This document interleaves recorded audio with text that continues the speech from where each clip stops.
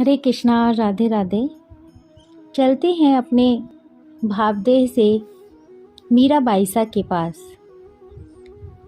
देखते हैं कि आज मीराबाई सा कैसे गिरधर गोपाल को रिझा रही हैं और कैसे उनके गुणगान कर रही हैं, उनकी कैसे प्रतीक्षा कर रही हैं।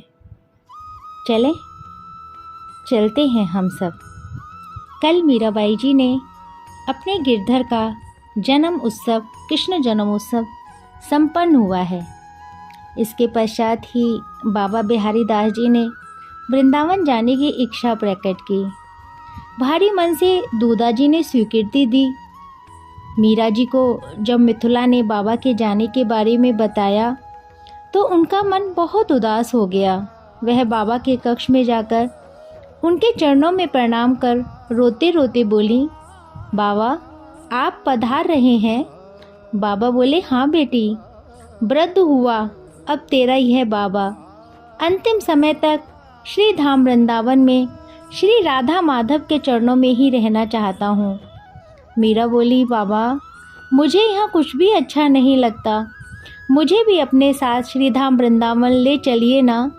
बाबा, मीरा ने दोनों हाथों से मुंह ढांपकर सुबकते हुए कहा, श्री राधे श्री राधे। बिहारी दास जी कुछ बोल नहीं पाए, उनकी आंखों से भी अश्रुपात होने लगा। कुछ देर पश्चात उन्होंने मीरा जी के सिर पर हाथ फेरते हुए कहा, हम सब स्वतंत्र नहीं हैं पुत्री, वे जब जैसा रखना चाहें उनकी इच्छा में ही प्रसन्न रहें। भगवत प्रेरणा से ही मैं इधर आया, सोचा भी नहीं था कि शिष्या के रूप में तुम जैसा रत्न पा जाऊंगा। तुम्हारी शिक्षा में तो मैं निमित्त मात्र रहा। तुम्हारी बुद्धि, श्रद्धा, लग्न और भक्ति ने मुझे सदा ही आश्चर्यचकित किया है। तुम्हारी सरलता, भोलापन और विनय ने हृदय के वात्सल्य पर एक आधिपत्य स्थापित कर दिया। राव दूधा जी के प्रेम, विनय और संत सेवा के भाव, इन सब ने मुझे विरक्त को भी इतने दिन बांध कर रखा। किंतु बेटा जाना तो होगा ही ना। मीरा ने कहा, बाबा मैं क्या करूं? मुझे आप आशीर्वाद दीजिए कि मीरा की रोते रोते हिचकी बन गई। मुझे भक्ति प्राप्त हो, अनुराग प्राप्त हो, श्याम सुंदर मुझ पर प्रसन्न हो। उसने बाबा के श्री चरण पकड़ लिए। बाबा कुछ बोल नहीं पाए, बस उनकी आंखों से झरझर आंसू चरणों पर पड़ी मीरा को सशक्त करते रहे। फिर भरे कंठ से बोले, श्री किशोरी जी और श्याम सुंदर तुम्हारी मनोकामना पूर्ण करें। पर मैं एक तरफ जब तुम्हारी भाव भक्ति और दूसरी ओर समाज के बंधनों का विचार करता हूँ तो मेरे प्राण व्याकुल हो उठते हैं। बस प्रार्थना करता हूँ कि तुम्हारा मंगल हो। चिंता ना करो पुत्री, तुम्हारे तो रक्षक स्वयं गिरधर हैं। अगले दिन जब बाबा श्याम कुंज में ठाकुर जी को प्रणाम करने आए तो मीरा और बाबा की झड़ती आंखों ने वहां उपस्थित सब जन को रुला दिया। मीरा अश्रुओं से भीगी बाणी में बोली, आप वृंदावन जा रहे हैं बाबा, मेरा एक संदेश ले जाइएगा। बाबा ने कहा, बोल बेटी, तुम्हारा संदेश वाहक बनकर तो मैं कृतार्थ हो जाऊंगा। मीरा ने कक्ष में दृष्टि डाली। दासियों सखियों के अतिरिक्त दूधा जी, वे रायसल काका भी थे। लाज के मारे क्या कहती, शीघ्रता से कागज कलम ले लिखने लगी। हृदय के भाव तरंगों की भांति उमड़ आने लगे। आंसुओं से दृष्टि धुंधला जाती। वह ओढ़नी से आंसू पोंछ फिर लिखने लगती।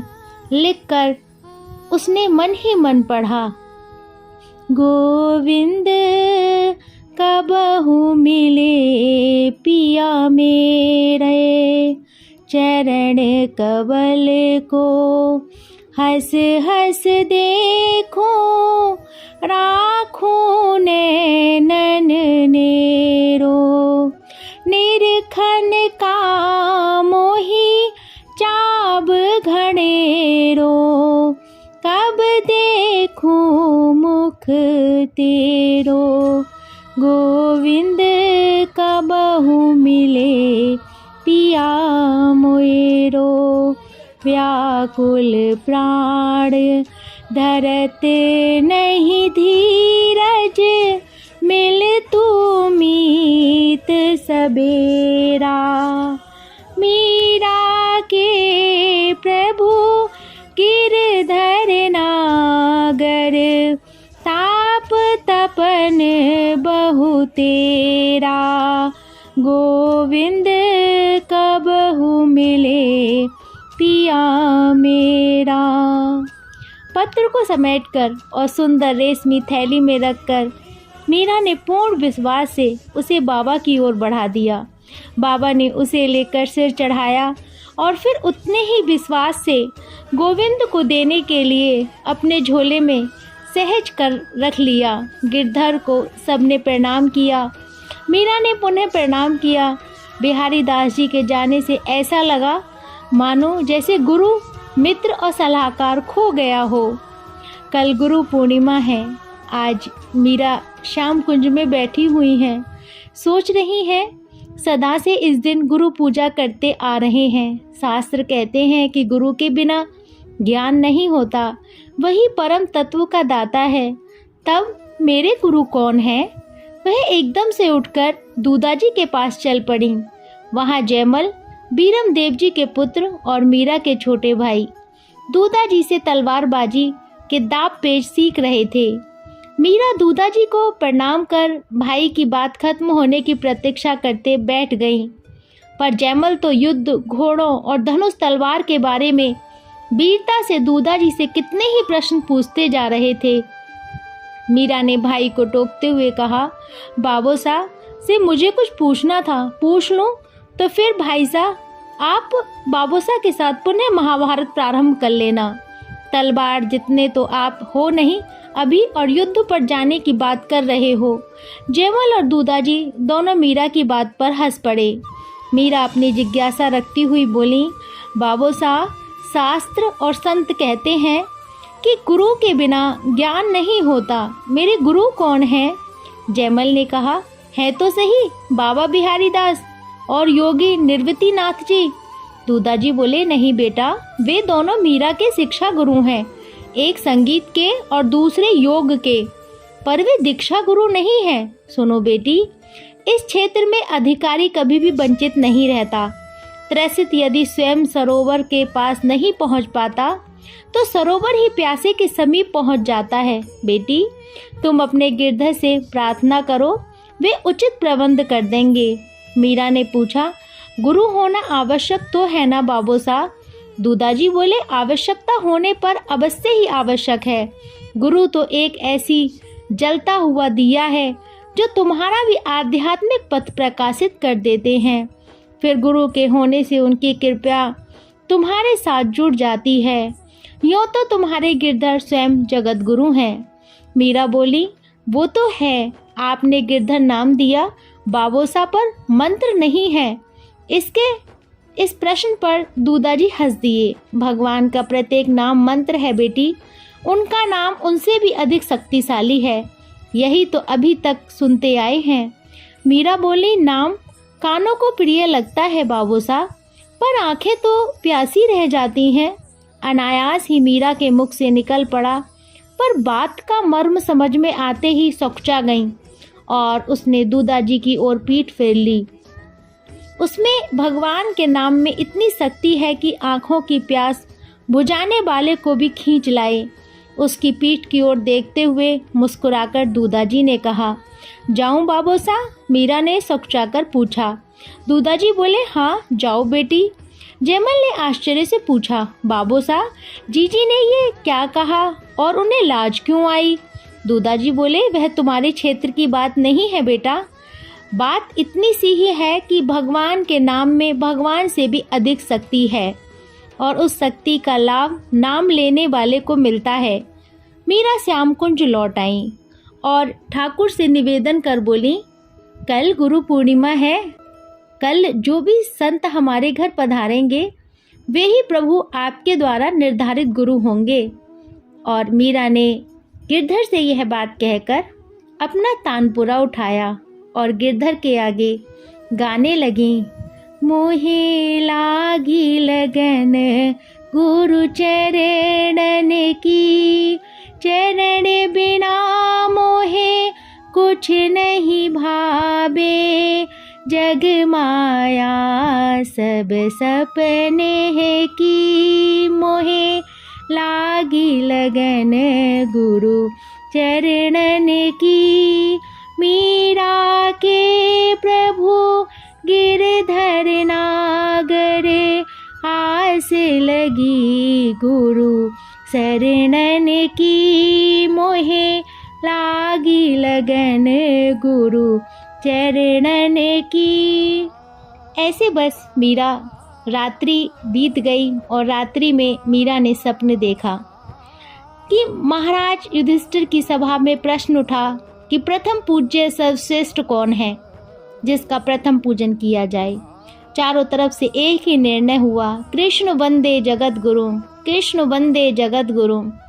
युधिष्ठिर ने सपरिवार अति से विनम्रता से श्री कृष्ण के चरणों को धोया। सुबह हुई तो मीरा सोचने लगी, गिरधर वे सब सत्य कह रहे थे, तुम ही तो हो सच्चे गुरु हो। आज तुम जिस संत के रूप में पधारोगे मैं उनको ही अपना गुरु मान लूंगी। आज गुरु पूर्णिमा जो है, मीरा ने गिरधर गोपाल को नया श्रृंगार धारण कराया और गुरु भाव से उनकी पूजा की और गाने लगी। मारा सतगुरु बेगा आजो जी, मारा सुखरी सिर बहाजो जी, मारा सतगुरु बेगा आजो जी। अरज करे मीरा दासी जी, अरज करे मीरा दासी जी, गुरु पद रज की वो प्यासी जी, मारा सतगुरु बेगा आजो जी। ऐसे ही सारा दिन व्यतीत हो गया। सायकाल अकस्मात विचरते हुए काशी के संत रैदास जी का मैड़ते में पधारना हुआ। दूधा जी बहुत प्रसन्न हुए और उन्होंने शक्ति भर उनका सत्कार किया और आवास प्रदान किया। मीरा को बुलाकर उनका परिचय दिया। मीरा बहुत प्रसन्न हो उठी और मन ही मन उन्हें गुरुवत बुद्धि से प्रणाम किया। उन्होंने भी कृपया दृष्टि से उसे निहारते हुए आशीर्वाद दिया, प्रभु चरणों में दिनादिन तुम्हारी प्रीति बढ़ती रहे। आशीर्वाद सुनकर मीरा के नेत्र भर आए। उसने कृतज्ञता से उनकी ओर देखा। उस असाधारण निर्मल दृष्टि और मुख के भाव देखकर संत सब समझ गए। उसके जाने के पश्चात उन्होंने दूधाजी से मीरा के बारे में पूछा। सब सुनकर वे बोले, राजन, तुम्हारे पूर्ण उदय से घर में गंगा आई है, अब गाहन कर लो, जी भरकर सबके सब तर जाओगे। रात को राजमहल के सामने वाले चौगान में सार्वजनिक सत्संग समारोह हुआ। रैदास जी के उपदेश भजन हुए।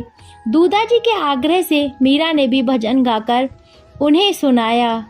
लागी मोही राम खुमारी हो, लागी मोहे राम खुमारी हो, रिम झिम बरसे मेहरा भीजे तन सारी हो, रिम झे बरसे मेहरा भीजे तन सारी हो, चहुदिस दम के दामड़ी हो, मोहे लागी राम कुमारी हो।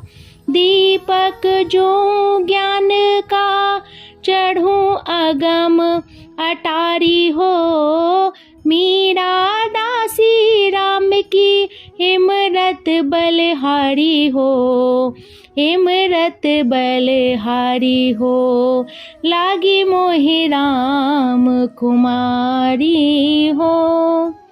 मीरा के संगीत, ज्ञान, पद, रचना और स्वर माधुरी के संत बड़े प्रसन्न हुए। उन्होंने पूछा, तुम्हारे गुरु कौन है बेटी?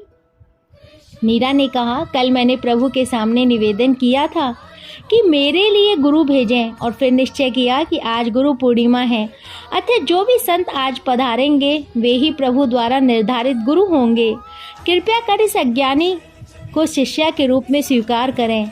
मीरा जी ने रैदास जी के चरणों में गिरकर प्रणाम किया तो उनकी आंखों में आंसू निकल आए और उनके चरणों पर गिर पड़े। मीरा ने जब इतनी दैन्यता और क्रदन करते हुए रैदास जी से उसे शिष्य स्वीकार करने की प्रार्थना की तो रैदास जी भावुक हो उठे। संत ने मीरा के सिर पर हाथ रखते हुए कहा, बेटी तुम्हें कुछ अधिक कहने सुनने की आवश्यकता नहीं है। नाम ही नसैनी है और लगन ही प्रयास है। अगर दोनों ही बढ़ते जाएं तो अगम अटारी घट में प्रकाशित हो जाएगी।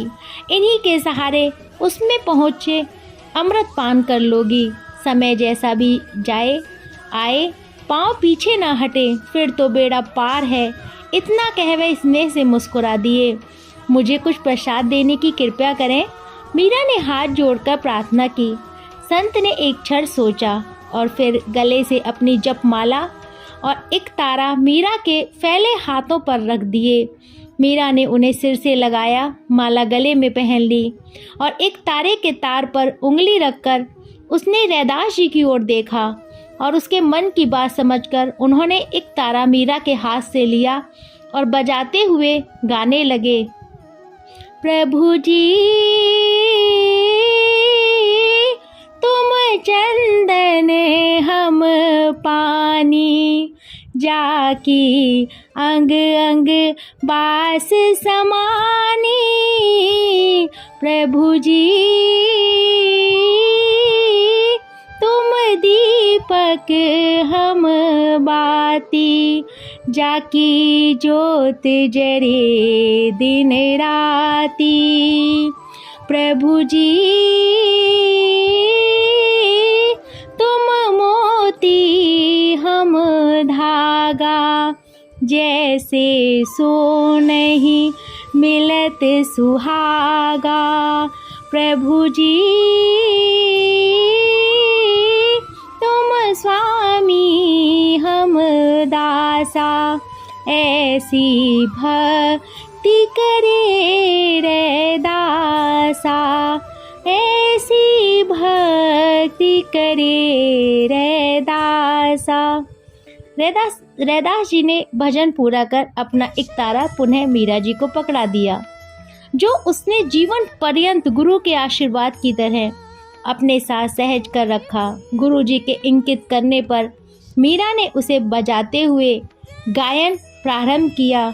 कोई कुछ कहे मन लागा, ऐसी प्रीत लगी मन मोहन, जो सोने में सुहागा।